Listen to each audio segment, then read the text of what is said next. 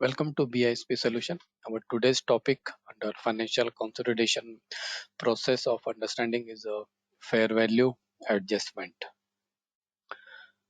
Uh, we will quickly know about fair value adjustment. Fair value is the estimated price at which an asset can be sold or liability can be settled during which is decided under current market condition. Fair value records the increase or decrease in net assets of an entity.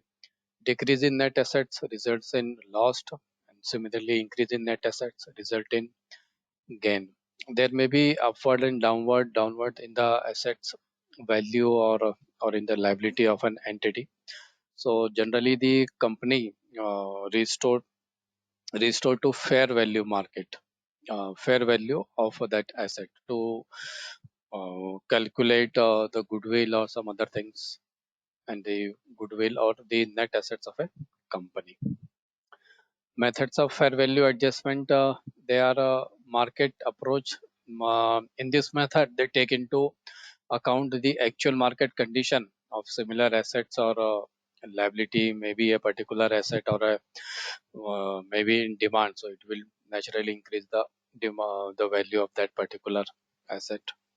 Income approach, cash flow or earning estimate of assets. For example, a particular asset may give a better cash flow or the estimated benefits which you expect from that using that using or continuing that asset is more is better than they took the cash such type of cash flow or the estimated benefit. This approach is known as income approach. Similarly, the cost approach, estimated cost to replace that particular asset due to obsolescence or a damage may cause. So the estimated replacement or a cost of a new asset that may take into account for deciding the fair value adjustment. So we will take an Excel example. So these are the figures available of a purchaser and a subsidiary, micro and mini limited. And the additional information we have: date of acquisition 1st January 20, purchased 70% shares. So that is a micro hold 70% shares of mini limited.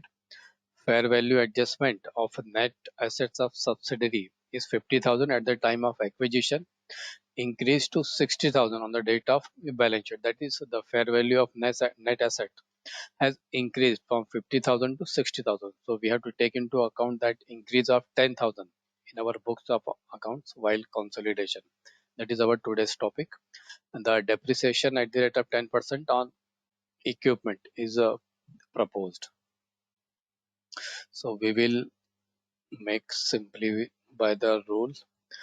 We will add the assets and liabilities, inventories, trade receivable, cash and bank equipment. We have to do the working as there has been a depreciation involved.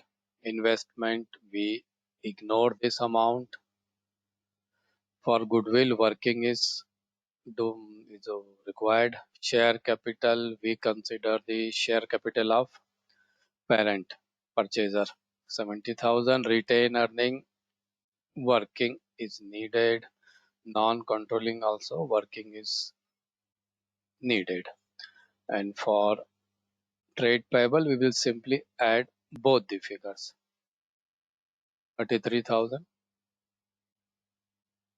and 33,000. Oh, it makes our balance sheet balanced, but we will do the working for other adjustment as for the additional information. So we will make first the fair value adjustment. So the fair value at the time of acquisition, it is 50,000, which has increased to 60,000. So there has been an increase in there is an increase of 10,000. So on at the time of acquisition, we have calculated the goodwill value at the rate of 50,000 while it has been increased. So it will affect our increase our goodwill value or net assets our. So this we will use in calculating goodwill. So calculation of goodwill as per the rule, goodwill the payment for shares in subsidiary, that is investment amount, is 50,000.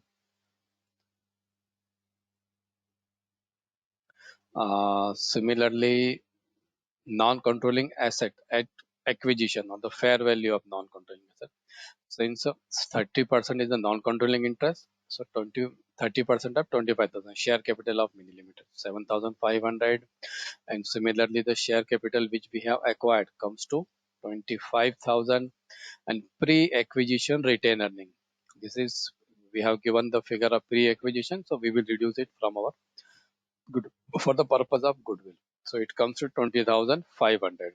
But there has been an increase in the net asset of net asset value by 10,000. So we will add this figure here. So it will make our goodwill from 20,500 to 30,500, which we will put in our asset side. Similarly, depreciation.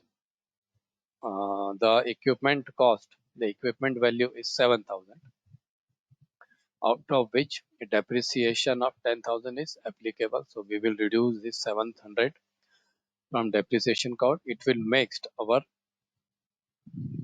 revised equipment value is 6,300, which we will use here while consolidation.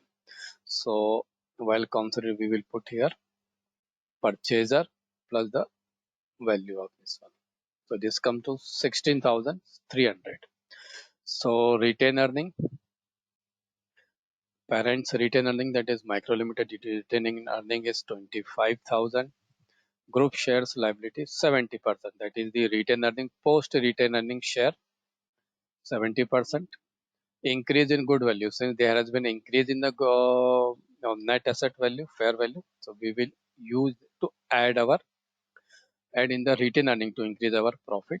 And similarly the depreciation has been reduced or charged, so it will reduce, we will reduce 700 from as a depreciation. So it comes our total 37,300, and we will put this figure here 37,300. And non-controlling interest at the year end 7,500, that is the non-controlling interest 25,000 at the rate of 30% non-controlling interest 7,500. And the profit, post acquisition profit, so what is the post acquisition profit is 5,000, out of which 30% share will be non-controlling, so it comes to 1,500, and which makes our non-controlling interest 9,000. We will add this figure in our non-controlling side under liability. So it it has made our balance sheet balanced. 1,49,800, 1,49,800. So we have made the fair value adjustment, means it has increased our value. Charge depreciation on equipment at the rate of 10%. It has reduced our value of equipment by 700. So it comes to 6,300. And we have calculated the revised equipment value, original value, less depreciation. It comes to 6,300, which we have used here. Hope you find our session useful. Thank you.